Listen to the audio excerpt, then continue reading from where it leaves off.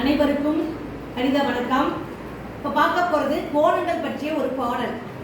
கோணங்கள் என்னென்ன கோணங்கள் இருக்கு அப்படிங்கிறத இந்த பாடல் வழியாக நம்ம இப்போ தெரிஞ்சுக்க போகிறோம். கவனிங்க.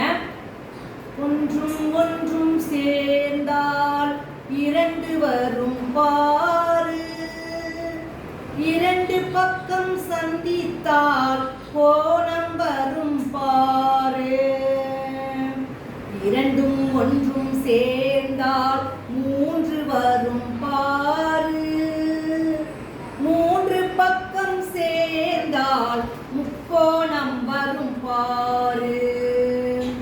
மூன்றும் ஒன்றும் சேர்ந்தால் நான்கு வரும் பாரு, நான்கு பக்கம் சேர்ந்தால் நாற்கரம் வரும் பாரு.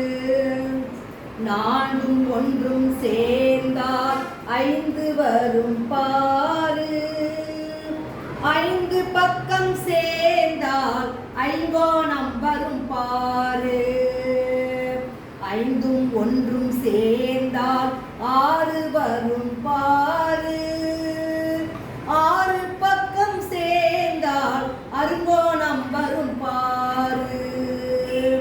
ஆறும் ஒன்றும் சேர்ந்தால் ஏழு வரும் பாரு, ஏழு பக்கம் சேர்ந்தால் எழுகோணம் வரும் பாரு.